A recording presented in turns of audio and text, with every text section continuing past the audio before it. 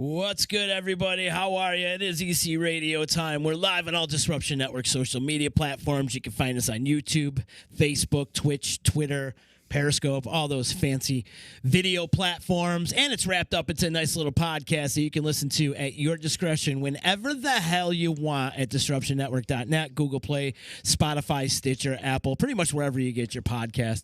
Before we get into anything, much love to my sponsors. Much love out to Eddie Alsheimer and his crew over at EJA Moving Services. Those guys are absolute gems in this community. When you're ready to move and relocate, hit them up today at 315-335-0516. There's not a job he won't move. He'll even drive your car to like California if you needed him to. He will do that. He does everything. Gym equipment, he'll move it. Studio, he'll move it. If you're a band on the road, they make great roadies. You hit them up today, ejamoving.com. Also, much love to my attorney, Dave Longaretti, who's been keeping me out of trouble since like 1997. Give him a call today if you need legal advice at 315-735-6162. Shout out to my peeps over at Utica Coffee. I am drinking this delicious roast. I am obsessed with it. It's a Costa Rica blend, and I'm digging it. I'm loving it today. It's got like a tint of honey in it. So much love to my friends over at Utica Coffee, wakethehellup.com, and also shout out to Saranac as well. Mitch Eckler, drummer from the Old Main, in the house with me. Dude, are you digging this coffee or what? This is leaded. You know what I mean? It's leaded. You ask Great somebody, description. you want leaded or unleaded? This is leaded. This is definitely leaded. This has got some weight to it. The spoon's in here, too.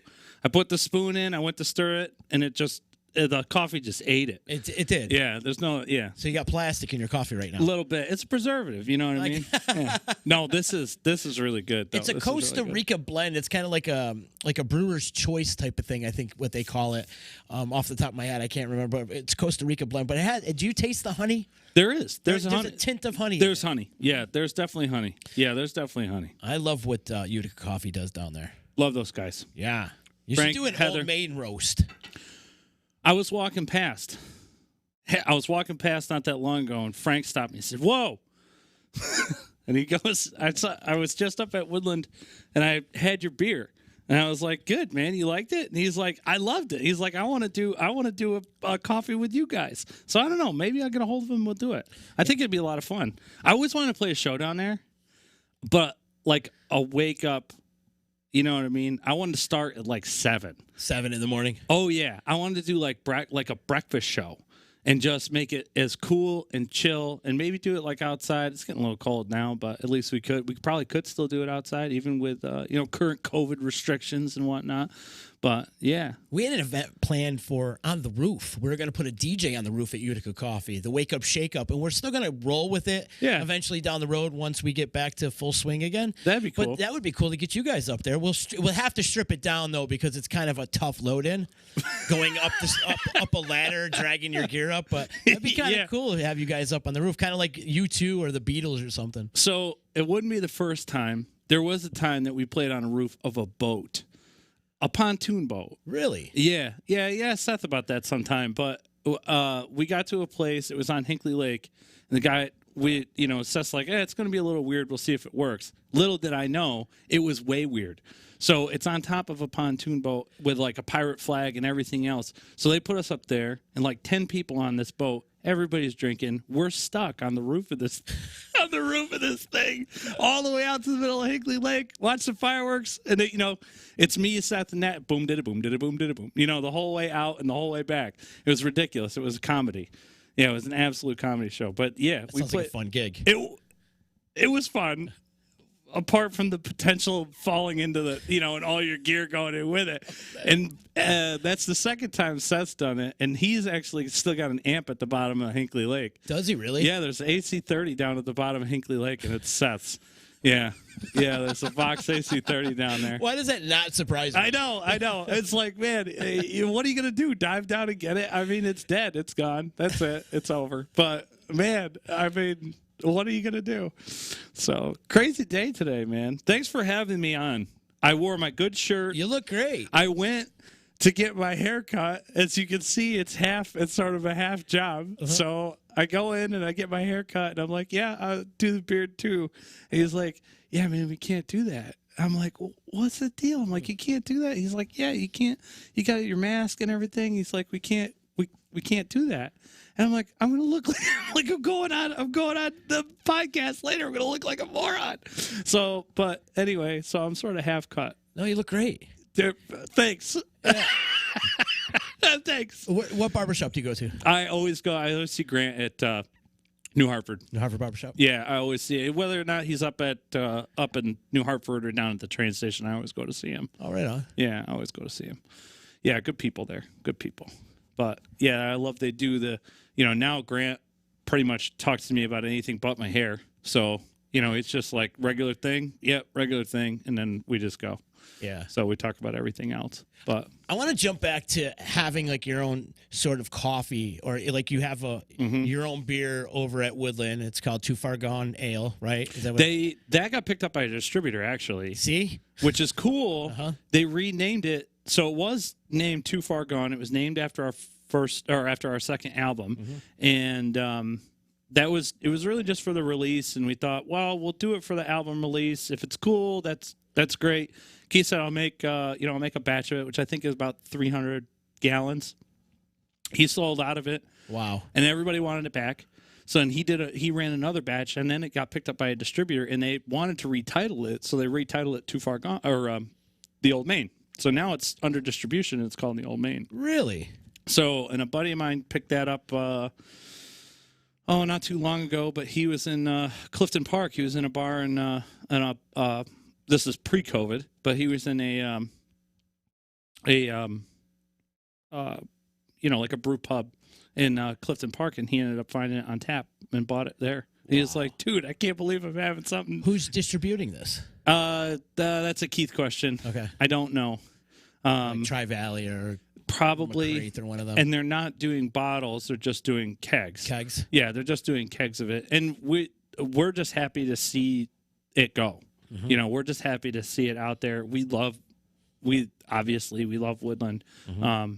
We love everything that they're doing. So we're just happy to see to see his success. And I'd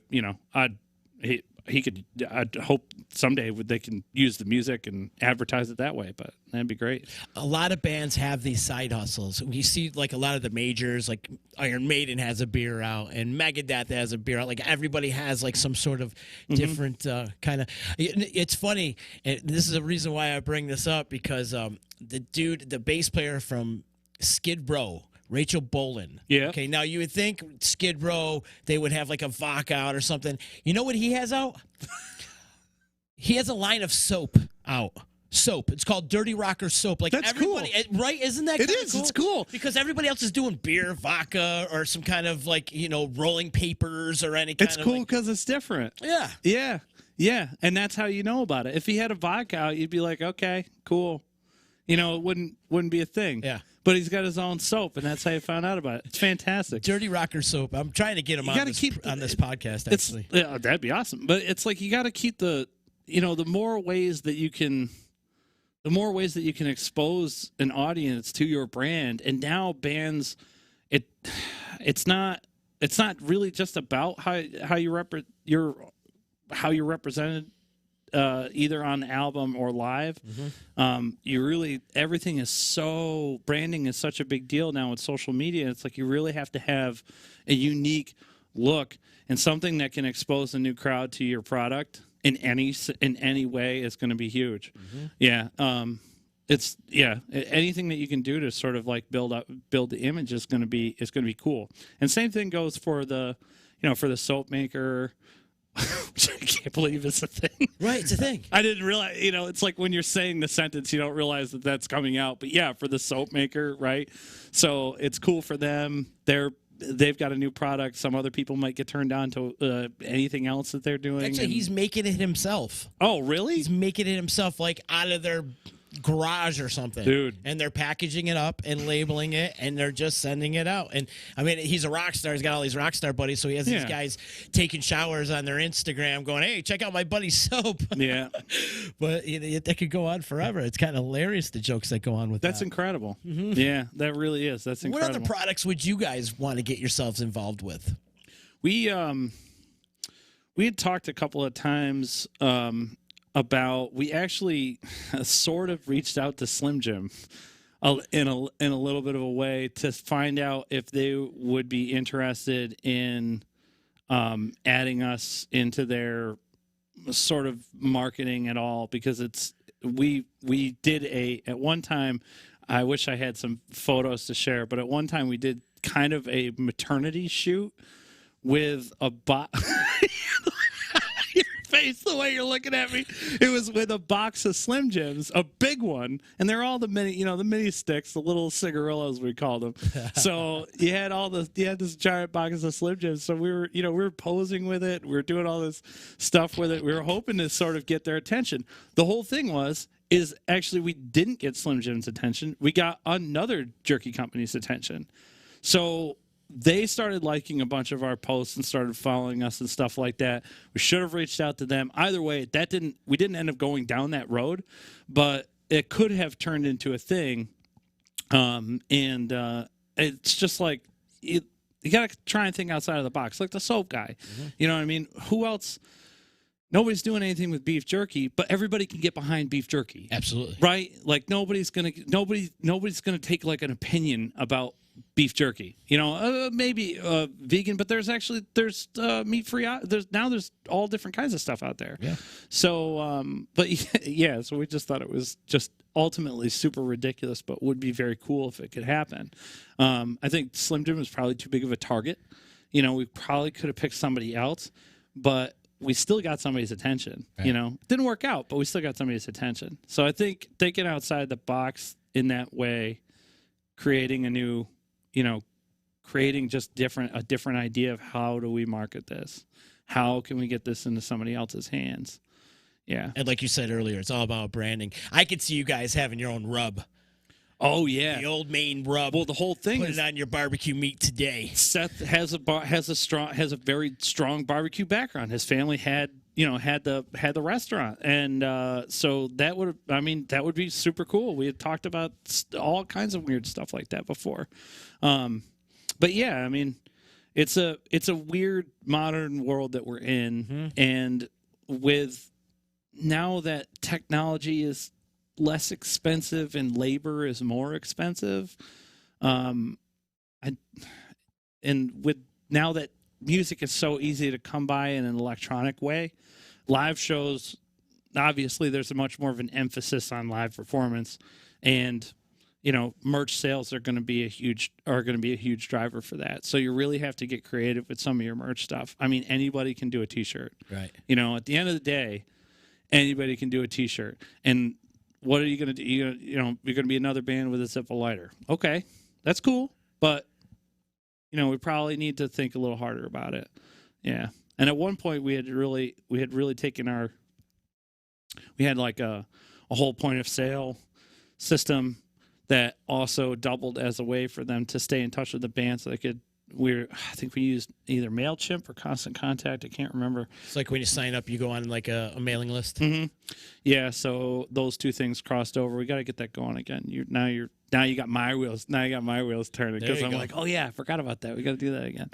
Yeah, but this year, for obvious reasons, has been the numbers have been pretty abysmal. Mm-hmm. But I'm sure we'll get back in the saddle again. Yeah. Last year, in these 4 months, we had 74 shows, and this year we played 8, which I have been told is still an exorbitant number from other people who are playing. They're saying that, that for a full band, if you're not just doing solo gigs, but you guys played 8 shows as a full band, and that was like incredible. Yeah. So I have to count myself fortunate where it is. So, but yeah, we've had a great time playing 8 shows. But yeah, 8 shows. How was the first time back? It must have been like, it was weird. Yeah, weird because of the fact that everybody was social distancing and had masks on, or his hands just weren't doing their thing. It's like, you're rusty. Yeah. We were really rusty coming back, and I'm like, we've been playing, we've been rehearsing, we've been doing all this stuff, but it's different. You know where I'm coming from with that. 30 rehearsals is like the equivalent to like 4 shows. You can rehearse and rehearse and rehearse and rehearse. In fact, we're going to tonight, but it's not like playing. It's not like playing out. It's not like playing real shows. Right. And the first time we played back out, I'm like, man, my hands just aren't working. I can remember all my parts, but it's like, that kind of thing where you get done, you're like, yeah, that was a little rough, Was it a mental thing? No, I think it just had to do with not playing, with Shaking off the rust. Yeah, just shaking it off, just getting it off and getting it done. But we just played at. Incidentally, I happened to have my drums with me, and everybody else happened to have all their gear, and it was at Big Brewery in Syracuse. I keep wanting to say medieval something, but it's not. I always want to say Empire, but that's no longer with us, unfortunately. It's not. I'm really drawing a blank. Anyway, Acorn? Nope. No. But we just played over there, and it was a really nice show. Sunday afternoon. It was a good show though. Are you one to get down on yourself if you have a bad gig, or can you just shake it off and just move on to the next? Usually, when there was a lot of shows, it was like, well, we're going to hit it better next time. Yeah. When there wasn't a lot of shows, I was sort of like, okay, but there isn't really a next time, so you got to get this right, kind of thing. And so then I'd go home and I found myself like practicing my own parts, and that was kind of a trip. Because you're practicing the pieces that you wrote, and you're like, I have to practice this, and it's something that I wrote, or like I'd find, some things that I had written that I was like, wow, this is actually kind of complicated, and I'm not so sure, and I can't believe I'm even saying that. I think Seth just texted me about that. No, but yeah, so it's definitely been weird. Yeah. It's definitely been a really weird year. And I know we'll all have to kind of get more creative about the way that we're doing things. Some things I feel like I'm not sure if they're going to be sustainable, and some things I'm not sure if and when everything when we start to normalize, or at least to what we remember as normal. When we start to normalize, I'm curious if the appetites are going to be the same. Because the public that we saw before the COVID-19 epidemic isn't going to be the same public after, with everything that sort of happened. Like be a little more apprehensive. I think that even if sort of the doors just kind of flung open and everything just stopped, and it was just and it was January again or February again, I think the appetites would be vastly different. I think some people have found some people's jobs aren't the same. Sure. There's been a lot of people that moved, to try and figure some stuff out. Actually, Amy and I, my wife and I, we're moving to a different location just so that we can sort of make a different economy for ourselves. So it's like, I think that it's going to be very different. There's going to be a very clear shift in the pre and post for that. And I'm wondering what kind of appetites we're going to see in the people that do go to see shows. So, though we would love to see it come back in full force and better than ever. Yes. But I kind of see your point there, because people are going to be a little reluctant on coming in and being a part of a group again, or being a part around a big crowd, or just what they're going to choose to see, or what. Yeah, are you going to go and be a little more picky? Yeah, are you going to go and see? Are you going to drive? Right. So post COVID-19, am I going to? If there's a show that I really want to see, am I going to drive to Ohio to go see it? You know what I mean? Am I going to drive, or am I more likely to go to the cafe down the street that I go to every morning? You know what I mean? Even if there's still a mask order, am I more inclined to go to some place that's very, very, very familiar to me in order to scratch that itch? Or am I still going to go to the big crowd, to where the really big shows are? I think outdoor venues will definitely see a spike in the summertime, just because it has a much different feel. Just because it feels more, not necessarily sanitary isn't really the word, but it feels like the opportunity for it to be socially distant exists. It's kind of hard to, you can't walk a quarter mile away from the show and listen to it if you're in the city. But yeah, walking away and still listening to the stage, or going back to your campsite and listening to the stage might be, something that's a little more. So I'm sort of thinking about the summertime and thinking, okay, if we do have to continue to do socially distant shows, what if we rented out a campground, for a weekend, and our audiences were coming to camp, right? And we had, and it was just, it was a satellite stage, and it was meant to be, far away, or maybe that crowd is voluntary. You can come in close to the stage if you feel like it. If not, then you get, back away. Or drive-in atmosphere. Yeah, or drive-in atmosphere. But I think that even after, I think that we had to be, as an industry, we had to be cognizant of what their needs are going to be. We got to anticipate that some people aren't going to want to be, even if they're allowed, aren't going to want to be in the crowd. Whereas normally some people wouldn't mind swimming through the crowd of people to see their favorite show. They might not. That also, now that might push them further towards the spectrum where they're just not going to buy at all. So that's kind of where my head's at as far as okay, what can we do? What can we do with this? And we're really diving down a rabbit hole now, but I guess that's what the podcast is all about. I'm taking a sip of coffee. No, there's going to be so many different angles. I got to drink more coffee. How have your crowds been though since you've come back? And you said you played 8 shows in the last couple of months. Has the attendance been pretty good, or has it been kind of sparse? I don't think I've really thought about that question. I think that circumstantially, I felt that they were really quite good. When we played up at Woodland, just 2 Sundays ago, I was there. That was a great crowd. Yeah, and they were as you were eating up at Woodland. You weren't really playing. You were just kind of hanging out, and you just brought your instruments.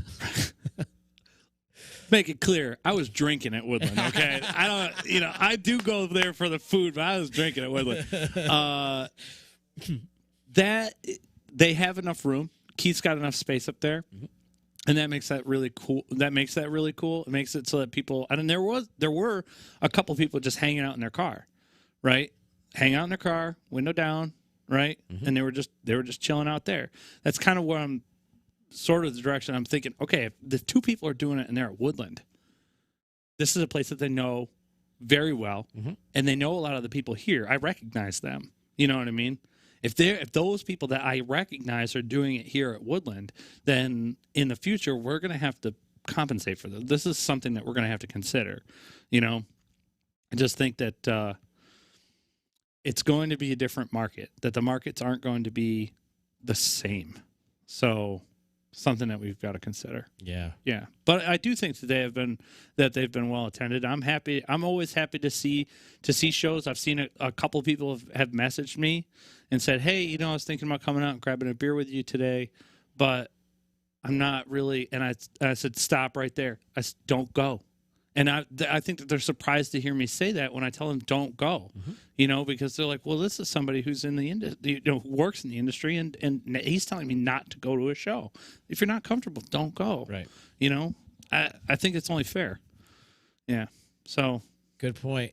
Yeah. Patrick Strand saying Middle Ages is the name of the brewery. Thank you, Pat. Yes. Thanks. Yeah, Middle Ages. And also our friend Judy's checking in saying hello to both of us. So hi, Judy. Hope you're feeling better. If you're out there in Facebook land, if you could do us a favor and click the share button to help spread around this podcast and all the good things the Old Main's doing. And are you guys thinking about doing a live stream at any point, or you think how are you going to shift? Because once the winter starts to hit, the bands that are out playing right now, they're not going to be able to. They're going to be forced to go inside. Have you thought about doing some sort of live stream? When we first went into lockdown, and I know that we always have to start the story at the beginning. I'll try and keep it brief. But when we first went into lockdown, Seth and I had a lot of conversations about how exactly we were going to move forward, and we both had pretty much decided that the best way that this is going to work out is that Seth should just play some solo shows, and we should just keep it very simple. That way, the appetite is there for when the full band returns, A. And B, I wanted to make sure that if we were going to do a full band live stream, that we were going to be represented in the way that we wanted to be heard. So it would have to be of high quality. We did one stream where it was a full band stream, and that was actually in Glens Falls, and that was on a sound stage with a full light rig, and it was all and a full production. There was still only 4 people in the building. That was at a time when everything was, when we were really, really locked down, you couldn't have more than 10 people inside of a structure at any given time. So it was 4 people, 4 crew members, and then 4 band members. So that was sort of an interesting day, but at least at that time, we were represented the way that we wanted to be heard. Mm-hmm. So I think that for me, coming across from the artist perspective, I don't want to put out something subpar representation. Right. It has to be 100. Either it has to be 100%, or we're just not going to do it. You're not going to do it off your Android or your iPhone. Correct. Okay. Yeah, and I've seen a lot of productions where, or I've seen people doing some considerably large acts that I can tell that this is an iPhone on a music stand. Right. And I'm like, yeah, I'd really just prefer I didn't see it. I'd really prefer you just didn't do it, because if I want to, I can just go listen to the album. Right. And I would rather do that. I'd rather just see a tweet from the band or a Facebook post from the band that says, "Hey guys, we're all still alive. Everybody's doing great." And a picture of your kid.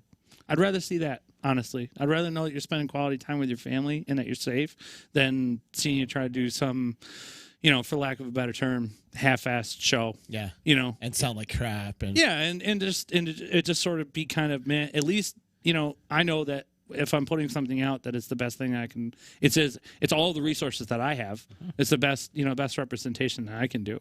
So I think, and that might not. Who knows? That might not be a winning philosophy. It might not be the right way to go. Well, I get what you're saying too. Yeah. Some guys have to do it. Like I notice a lot of the singer-songwriters that are out doing the live stream, mm-hmm. even though they are on an iPhone or whatever, they're actually doing pretty well. Rymont Blues show. He's killing it. And he's doing it off an iPhone. And he's doing it off an iPhone. Mm-hmm. Rymont Blue has a material set that I would argue makes it not easy, but it makes it more acceptable to hear him represented in that way, because it sounds very authentic. Mm-hmm. But I'm having trouble finding an example. But with a full band, it just doesn't come across well. It ain't gonna fly. Not on your iPhone, because you're not going to be able to hit the kick or hear the bass or any of that. Nope. It's going to be too trebly or too low end or whatever. Yeah, or the internal processing is going to be coming down on the track like an anvil, and it's going to sound weird anyway. Yeah, don't bother. Yeah, just don't do it.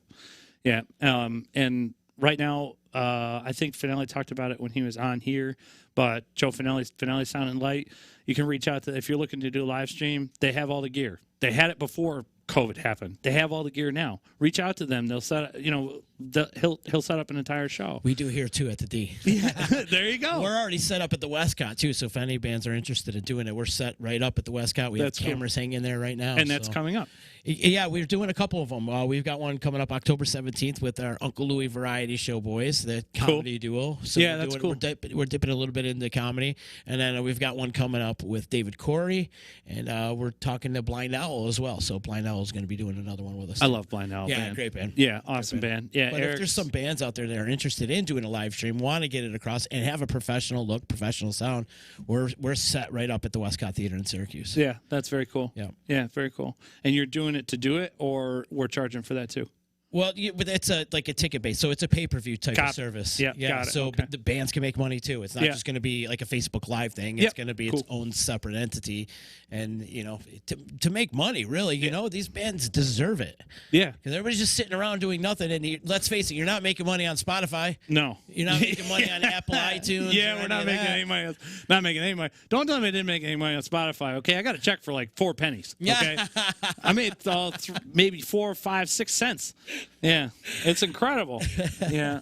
I think we get our Spotify check, and I think our Spotify is. I think one time we got a Spotify check, and it was for a fraction.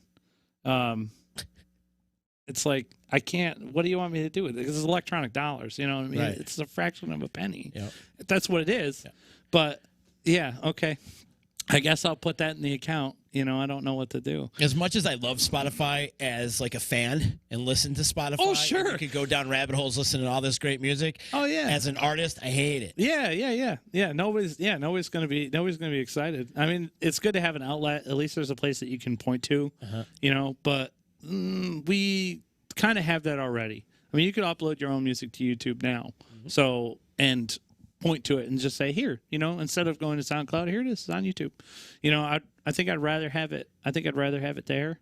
And a lot of people are concerned, well, what if somebody grabs it and decides to use it, unlicensed decides to use it? And I'm like, my response to that is, I'm like, yeah, but if they use it and it's unlicensed, I can always ask them to license it. And honestly, I would rather have it out there. I'd rather them be using it, right? I'd rather the material get used regardless of what it is. And if you ask them for a license and they say, yeah, how much you want? And you say, okay, well, I want $50 for it. You got $50. If not, you're out $50 and your music's still out there. So I don't really have a problem with that. Kind of double-edged sword in a way. Yeah, I think you could get into trouble. You're opening yourself up to theft. Could be. Yeah, possibly. But I think if somebody's willing to steal from you, somebody else is really willing to pay for it.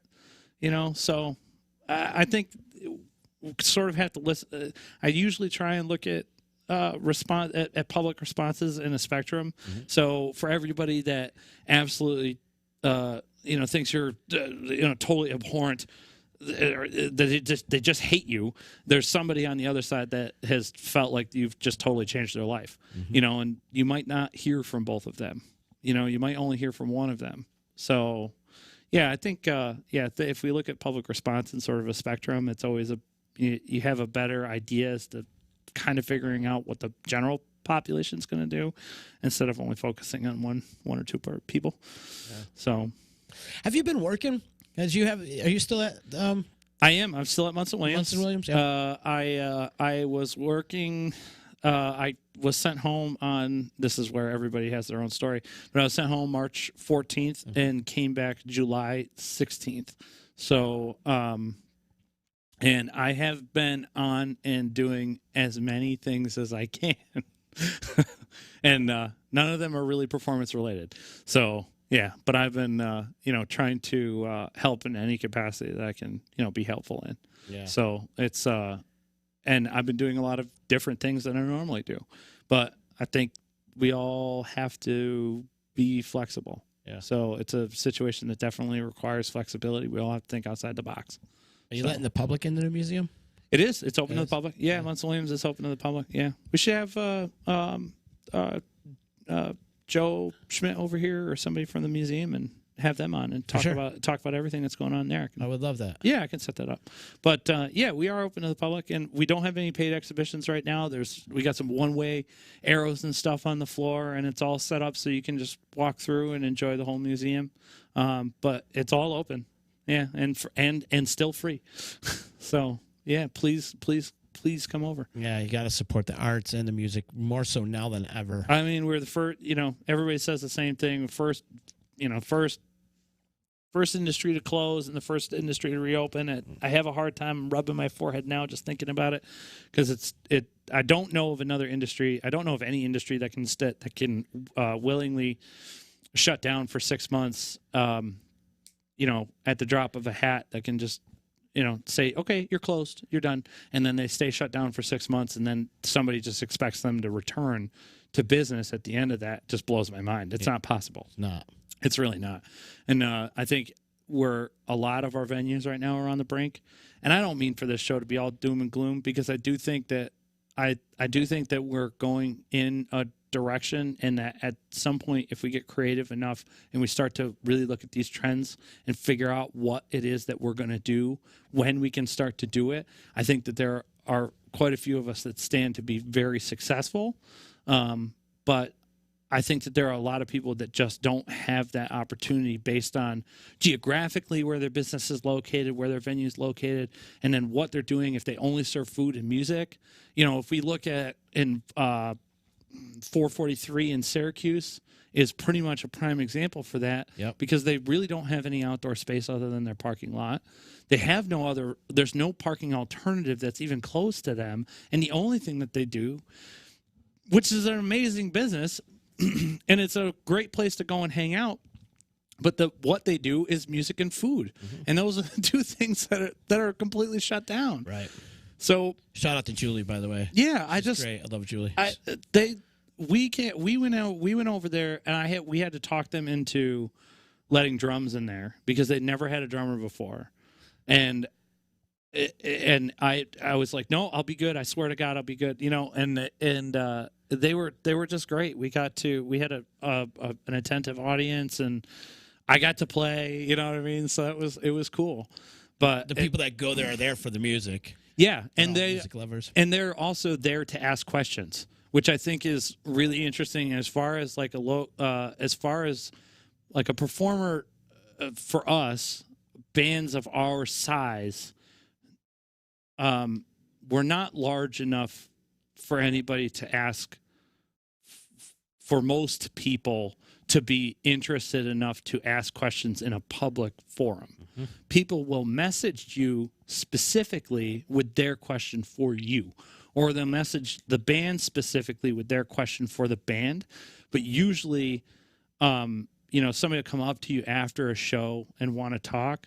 But I think 443 Lounge gives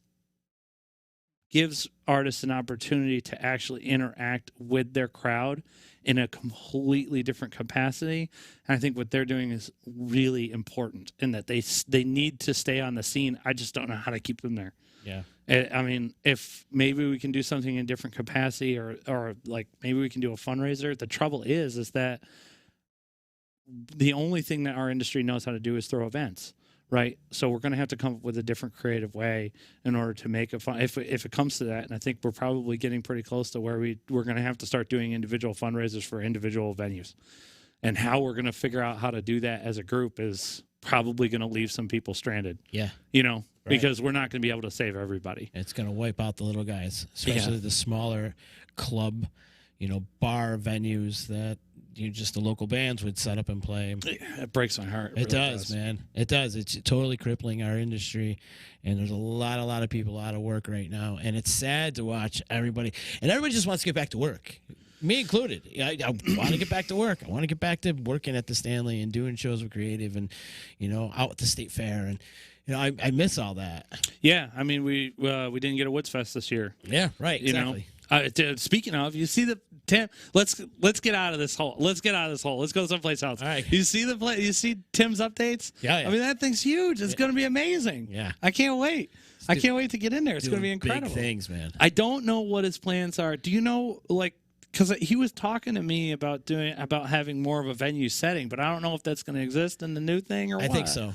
Okay, cool. Yeah. Yeah, I haven't talked to him about it. I just gave him a couple shots every 2 months or something. When I see another update, I just send him a message like, "Hey Tim, I'm like looking great, dude. I'm like, I love the space. It's really awesome." And he's like, "Yeah, man, hope everything's good." I'm like, "Everything's fine." That dude works his ass off. Tim works so freaking hard, and to see somebody be there when the band gets there, we pull up and Tim's there. He's just like, well, I'm going upstairs. I'll make a couple trips. And the owner of the venue never loads in with the band, and this guy loads in. He may have missed one load in, but I mean, he's like, oh, sorry, man, I was off doing something else. I'm like, Tim, this isn't your job.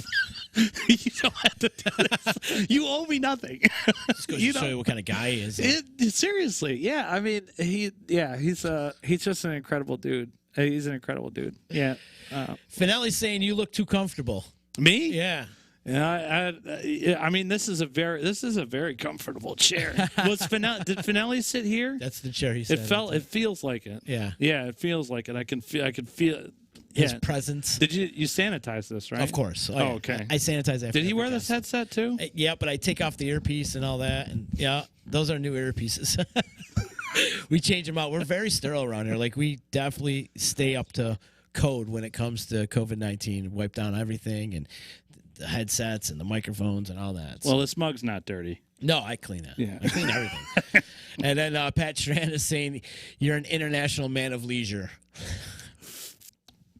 Pat Strain would know. He's the president of the club. Yeah, Pat Strain would definitely know. I was switching up to talk drums really quick. Who's your Mount Rushmore of drummers? Bonham is, I mean, Bonham's got his own mountain, okay? And then there's the other people. You know what I mean? Then we've got like Grohl, Taylor Hawkins. I'm a huge Taylor Hawkins fan. I'd marry that man right now if I could. He's incredible. I love Taylor Hawkins. Unfortunately, Neil Peart passed away in the middle of all this, and I think his story I'm still interested in hearing. And like the concert that was planned, for him, his tribute show was obviously canceled. And I'd really love to hear that. That's why he died just before COVID, huh? I think, man, we might have been a month into it. Somebody in the comments let us know if you can look up when Maybe February. Yeah, when Neil passed away. Yeah. But Bonham, the whole thing with and you know what? Grant Gilman, actually, New Hartford Barbershop, he asked me this almost this very question today, because he said, "Well, who's your favorite drummer?" And I before he even got done with the sentence, I said Bonham. The whole thing is that anybody that's playing rock music now has got something from him that he figured out how to do first. But the difference is that he sounds when you listen to him play, he has such a fingerprint. It's him. It's a real shame that we lost him so early. But Bonham's definitely up there. Again, Neil's up there for his sort of technical ability.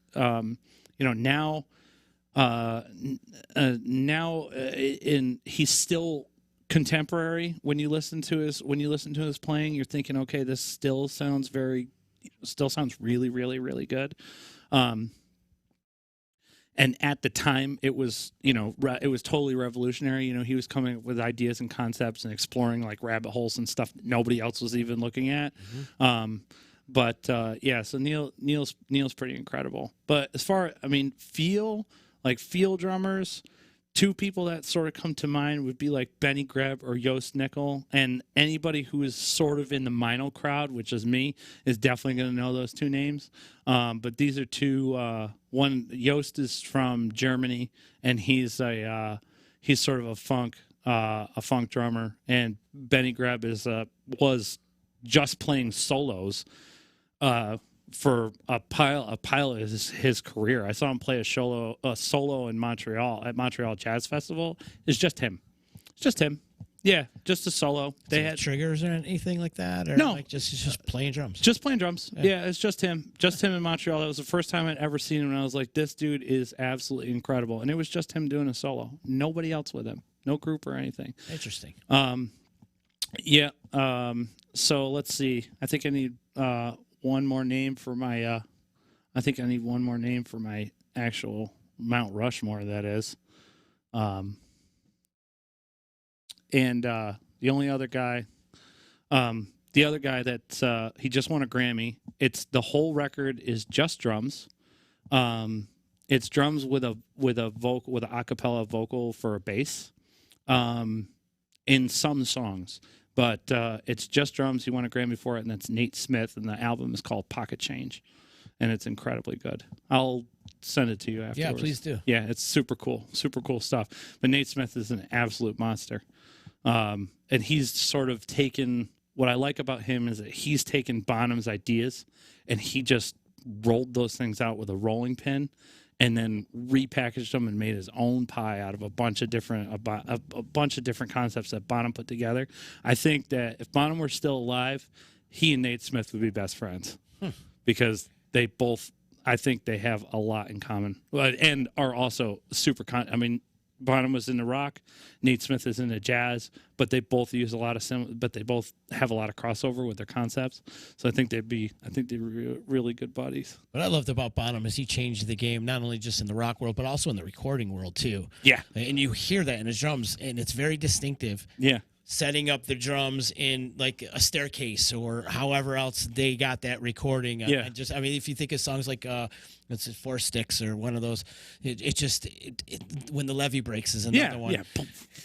Yeah. Right. And it's huge. It's huge. It's huge. And you're talking 1972, 73, whenever that was recorded. Yeah. And that kind of technology or that kind of that didn't happen back then. When the Levee Breaks recording, the one that was in a stairwell, that was it was a green Ludwig Classic Maple. I've talked to Ludwig about this very topic. That was a green Ludwig Classic Maple. I have the serial number written down in my office, but There's a green Ludwig Classic maple. His son I think still has the kit, but he got that. It was delivered to him that day. It was a fresh kit, brand new, and that was the one that he was going to. That's the one that he was going to record on. But that was still 26-inch bass drum. For those of you that aren't initiated to drums, regular bass drums are usually around 20 or 22. That's average. Right. A big bass drum would be a 24. 26 is an absolute house. So, but he had It's like marching drum shit. It's right? huge. It is a monster. I mean, you know, so that's like the hand of God that the beater comes down on that.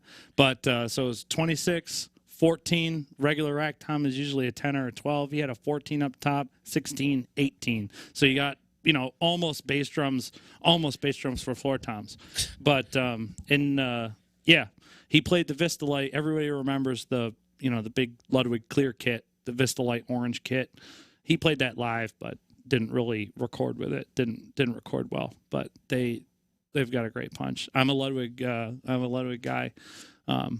Anyway, now I think anybody will know that I got about 4 Ludwig kits, so I can't buy enough of them. Jeff Adderman, my boy from Big Blue North's checking, and he says Bottom had a great internal dynamic balance, which allowed that recording to be made and sound like that. Yeah. Oh yeah. Yeah. Yeah. He'd have, he'd play certain things that like he had a great dynamic across his appendages. When he really wanted to slam the hi-hat, he could hit the hi-hat with his foot and it'd sound like he was hitting it with a stick.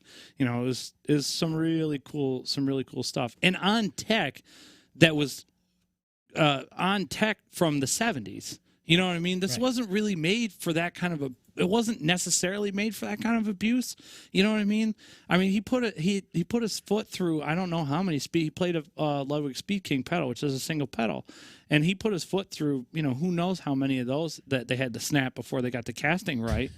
But, it's a big deal. It's a big deal to play on some stuff that's contemporary for the age and then to also be able to play it like that. Now I think modern hardware, modern heads, modern sticks makes that whole thing. Makes it a little bit easier, More durable too. Yeah, I mean, all that stuff is gonna sound better over a long period of time. At the time, he was, head technology's come a long way. I mean, he definitely had the top of the heap as far as heads goes and everything else. He had great gear, but it's still 1970, 71. Yeah. So it's crazy time. But yeah, obviously Bottom might be my favorite. I don't know. Nice. Yeah. Was it easy for you to make the adjustment? Because you were playing in rock bands. I remember we were playing with Jason Davis, and then going from that rock band, progressive rock, you guys were doing a bit of everything with that band, and then going over to the Old Main, which is a folky, Americana, bluegrass type of thing. Was it an easy transition for you, or? I was playing a Pearl export at the time, and it was a '90s kit. It was at the time it was in the middle of their offering, and I had a lot of pieces to that, and I sort of kept chopping pieces off in order to make it work with Davis. And I actually just had lunch with Jason the other day, but yeah, the tonally it's a huge step. Yeah, tonally is a huge step, because I went from playing with Jason, which is just a lot of, okay, I've got to count to 5 here. Or I'm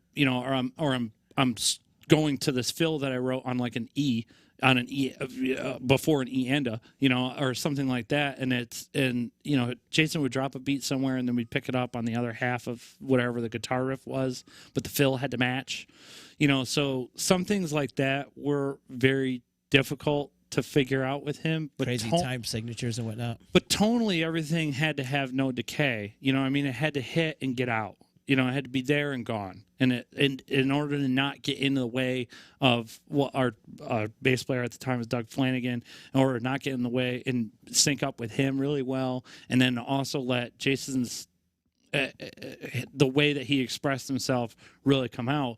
And then switching to the Old Main, everything has the exact opposite of that. right? We're in these like big, dark, earthy tones. The first kit that I bought for that band was an oak maple hybrid. So I was trying to make it, dark and earthy. And then all the cymbals that I had, I pretty much took the whole pack that I had for Jason, threw those out the window and bought, another $3,000 in metal to figure out how it was going to work with, figure out what was going to happen with, with the old main. But now I've got it where I'm really happy with it. Right now I'm running a Ludwig Club Date 2012-14 and a hammered acrolite snare and a lot of mono metal, and all that stuff is just nicely toned. I think it sits in the mix really well. So, and I think tonally, I think Seth would agree with it. Tonally, those two things are where it is, because we talked about, we talk about that endlessly. Mm-hmm. What exactly, how we wanted this to go, and what we really wanted, like tonally, like the drum sound that we were looking for. Argued, toiled over it, and sent samples to each other. Trying to figure out exactly what each of us was looking for. So, but you've been there, I'm sure. Same thing where you're like, man, I just don't know what I want this to sound like. Mm-hmm. You really got to cultivate it. You got to figure it out. It costs money. It does. Yeah, it costs money. Yeah. And time. Yeah, and time. A lot of time and a lot of overthinking. Yeah, a lot of overthinking. Do you tend to overthink? I think it depends. I think. Yeah. Do you tend to overthink? I think. It depends on what it is. My ride, it took me a long time, a few different rides. Mark Bolos from Big Apple, I'm really sorry, man, because he would order stuff and then send it back, and we were just trying. I'm like, oh my god, we were trying to find a ride for so long, and those guys were super helpful up there. I ended up buying what I've got now used, and it was it was out of somebody's closet, and I love it. Really? Yeah, I got it. I ended up finding it on Reverb, and I just bought it because I figured, well, if not, I'll just sell it. If it doesn't work out, I'll just sell it again. I was completely at the end of my rope, and I was just trying weird stuff. I just started pulling stuff off of shelves, and I tried the ride that I have, which is a 21 extra dry. It's a Mike Johnson signature a Mino ride, and I absolutely adore it. I absolutely adore it. I can't get enough of it. I would buy, if it broke or smashed, I would buy another 3 of them just to find another one that sounded like it. Yep. It's fantastic. Interesting. Yeah, fantastic stuff. Yeah, fantastic. Are you constantly tweaking? Yeah. Like tweaking your kit, I should say. Ish. Yeah.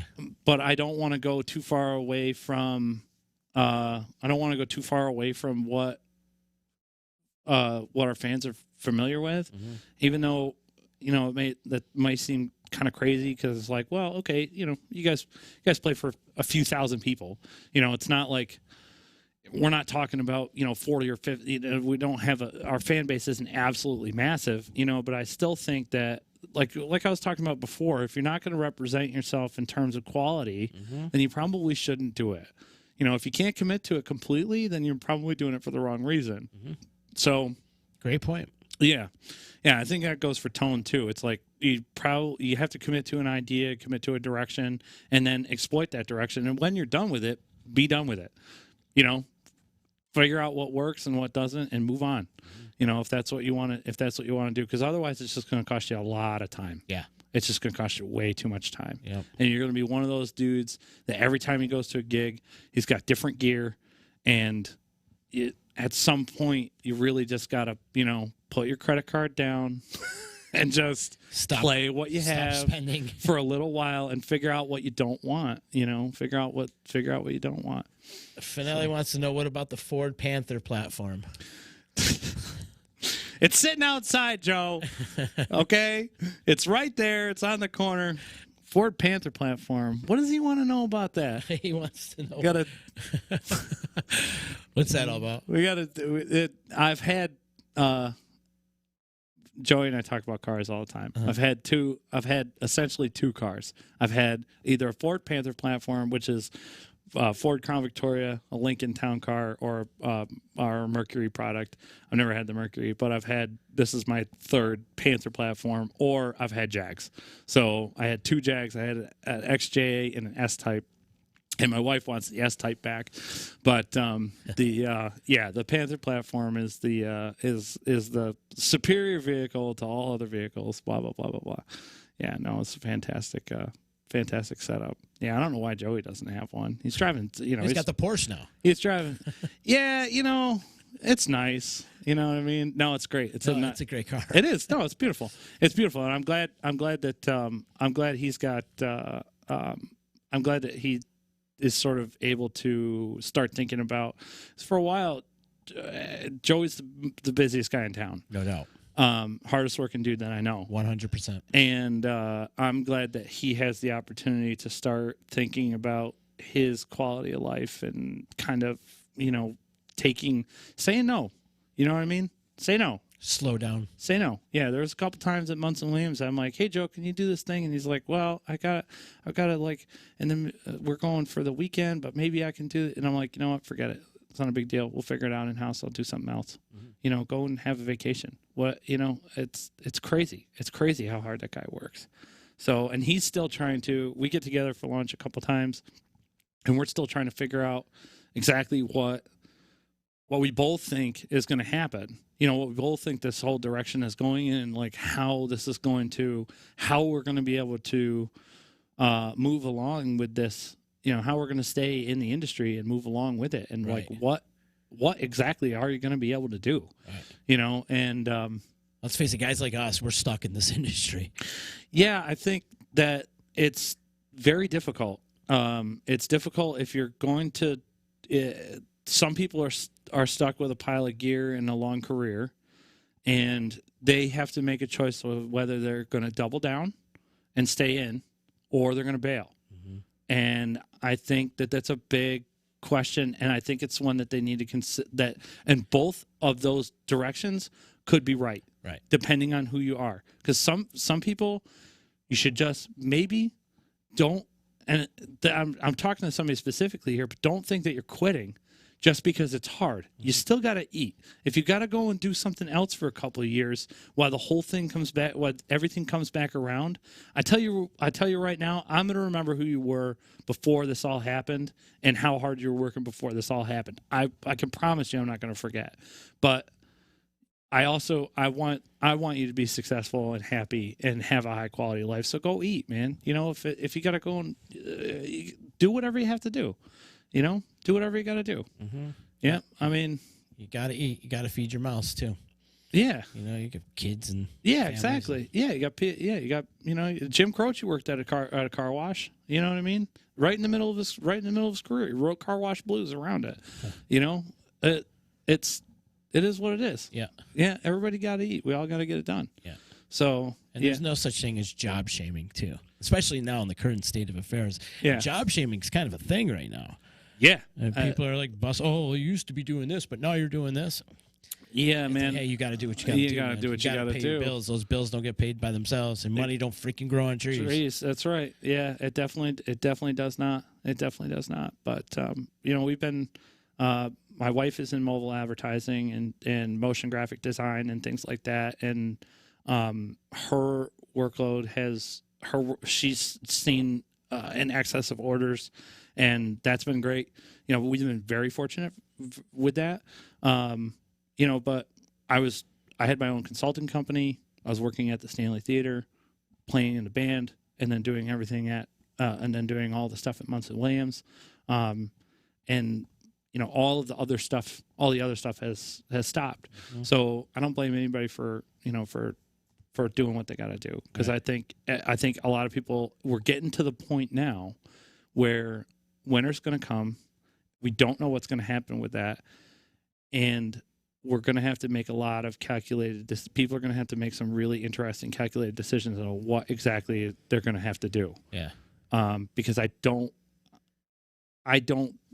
this is me personally. I think that we're going to be facing a long, hard winter, just because all of our stuff is going to have to move inside in some kind of capacity. And if the government's not willing to give any on those guidelines, and depending on what the public's perception of those guidelines are going to be, either way, I think we're in store for a very difficult winter. I think no matter which way you cut it, most of the people, I got some friends at PRG, which is a huge rental house in New Jersey. Those guys aren't seeing any big orders coming through until for people are, talking about mounting tours for 2022. I think the Met Opera just canceled their entire next season. So I think these are really big indicators. The Met was supposed to hold their a New Year's gala where they were going to announce their plans for the following season. They canceled that. These guys were they were ready to go at this in any capacity that they possibly could. So it's a big indicator for me, seeing those guys sort of like pulling the plug on their plans, because they don't usually. I mean, it's the Met. They don't back down. Same thing with like Live Nation laying off like 80% of their workforce. Live Nation doesn't back down. They don't. I mean, the biggest. I've got goosebumps now. It's like it's just incredible because those guys they don't get out of the industry. Right. So they're in the driver's seat all the time. Live Nation is always in the driver's seat. AEG, another one. Yeah. Laying off people left. Right. And right. Laying off a lot of workforce. So I think that really you have to have some hard conversations with yourself as to exactly what your plan is. And I think that make sure you got a plan of attack, because if you don't, you're going to be late to the party. Seriously. You're going to be late to the party. Isn't America great? Yeah. It's so great now. So great. It's so awesome. Unreal. I don't want to go down that rabbit hole. But Mitch, man, wow. See, I knew we were going to chop it up for a while. It's good to hang with I can't you believe today, it's 407. We get going, and I know. There's no stopping. But we definitely come back, man. You know you got an open door policy anytime you want to come. Thanks, man. Thanks, man. And make sure my wife and I are on the subscription, so we get coffee. Coffee's coming in every month, no matter what. And my wife only wants UCR swag. Me too. For anything. Right. For anything. She's like, it's our anniversary. Where's my coffee mug? You know what I mean? And I'm like, it's our anniversary. I didn't realize I thought I'd get you something nicer than that. Maybe not a coffee mug, but she's like, where's my mug? Yeah. Well, our 2-year-old smashes all of them. They get broken. So we go through all these limited edition coffee mug. I'm sure Heather's just like burying her head. Yeah. But yeah, we go through limited edition coffee mugs like it's our job. But wake the hell up. They're great. UCR. Great folks down there. I told Heather once I'd jump off a bridge to buy her stuff. I still would. You know what I mean? I absolutely I love everything about their brand, and on top of it, their quality is just so high. They've made me a coffee snob. Yeah. Their quality I never is was so a coffee high. snob until I got involved with. Well, I've known Heather my whole life. She was neighbors of mine, and I've known Frank for years too. Yeah, but they totally turned me into a coffee snob. Yeah, 100%. Yeah.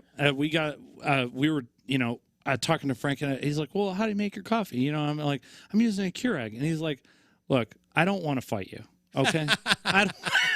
He's like, look, kid, I don't want to have to beat you up right here in front of everybody. Right. You know what I mean? He's like, you need to get rid of that thing. So we ended up getting an AeroPress from them, and that thing's it's incredible. You do pour overs? It makes a beautiful cup of coffee.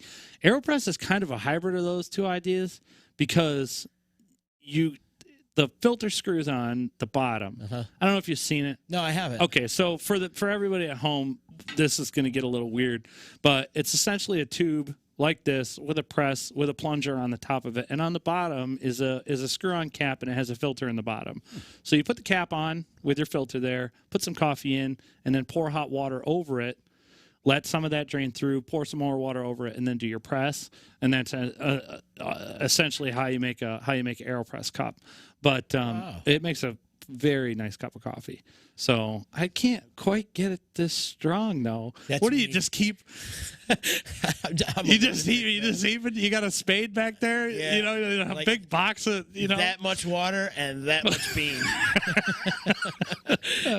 It's a bean to water ratio that I have going inside my head. I'm a lunatic. I like to stay up. I don't sleep. So and now you know why. Yeah, you don't sleep. Every time I drive by, the lights are on here. Yeah, the lights are always on. When they say wake the hell up, they mean it. Yeah, wake up permanently. Yeah, permanently for sure, man. Hey, when this whole COVID crap is all done, I'd like to hear a scorcher out of the old main, like just a barn rip, just a ripper. Just, We're working on new material now. Are you? Yeah, we've had the time. So we are working on new material now. We've got three songs that are brand new that we've played at all 8 of our shows. So we've got a pile of tunes that we are working on. So great. Hopefully we'll have a new album's worth of material sometime soon. And hopefully go into production with that. Excellent. I got no timeline on that, but we're still, we're writing another album's worth of music right now. Well, there's some silver lining to all this. At least you could sit down and write, slow things down, and I mean, just get being creative. Just being able to spend some time. Like I said, I got a 2-year-old. Just being able to take some time off the road. Working 200 dates out of the year is a lot. So being able to take a little bit of time and spend some time with my wife, spend some time with my kid. I have a dog too. I just found out. So, it's like I just met him a couple of days ago. I've been taking him out for years, but I don't know. I just kind of found my dog. I was like, connected with him. Yeah, I have a dog. Maybe I should connect with this dog because I was just never home. It's just never home. So, so that part has been pretty cool. And we've been able to, and the old man's been able to actually get together for some rehearsals when we aren't just working on shows. Or when we aren't just talking business, we've been able to get together for a couple rehearsals and actually, okay, what are we going to do today? I don't know. Let's write something. That's kind of cool. Yes. That's pretty neat. The pressure's not on. The pressure's off. So that's cool stuff. And the creative juices are flowing, right? Yeah, a little bit. Yeah, a little bit. It's definitely, your perspective kind of changes. So I think the music on the outside of this will have a lot of growth to it. And I don't think that that's intentional in any way. But I think that the perspectives from this whole event are going to kind of shape that a little bit and maybe change the writing. So I really wonder how it's going to sound on the outside, on the other side of it. I think it'll be very cool. I'm interested in what we end up coming up with. So I hope everybody else is too. But yeah, it's going to be some cool stuff. How can people find the Old Man online? That's it. Just search. And search in your favorite application, whether it be you want to search on Safari or Chrome, just search the Old Man Music and you'll find us. The Old Man Music. Yep. Cool, man. Yeah. Mitch, much love to you, bro. Thanks so much for coming to hang out. Let's do it again soon, especially when you get the new music out too. I'd love to have you guys come down. Absolutely. Talk new music and whatnot, and get maybe when we're allowed. Maybe when we're allowed, we'll get all 3 of us. We'll get some more people in here. And you were the very first band to ever play here too, in the other room too. Oh yeah. It was on St. Patrick's Day about 3-4 years ago. That was awesome. That was a lot of fun. That was awesome. I don't remember any of it, but it was. I don't remember much of it either because I think we hung out here for another couple hours afterwards and just drank beer. So you're like, you guys gonna leave? And I'm like, I don't really feel like packing up these drums, so I'm just gonna sit in the back and drink a beer. And you're like, okay, well, I don't think I was kicking you out. that was good. We were partying hard that day, but that was a good time. We were partying hard. Yeah. Thanks again for coming in. Shout out to EJ8 Moving Services, the professional movers. When you're ready to move and relocate, hit them up at EJ8moving.com or give them a call today at 315-73. Or I don't even know the numbers. There's 2 numbers there. 315-335-0516. And then if you need legal advice, call my attorney Dave Longaretta at 315-735-6162. Shout out to Utica Coffee and, of course, our good friends over at the Saranac Brewery. If you are on Facebook and you're watching this, please click the share button. Check us out on Apple, iTunes, and Google Play, and Spotify and Stitcher in the podcast forum. And you guys have yourselves a good day, and I will see you again next week sometime. I'm not on tomorrow, but I will be back. Oh, actually, tomorrow, I will be here tomorrow with the Uncle Louie Variety Show coming up at around 1 o'clock. So that should be a good time. And also, our friends from Broadway Utica will be doing Backstage podcast tomorrow at noon. So check it out here at Disruption Network, and I'll see you again on Monday. Later.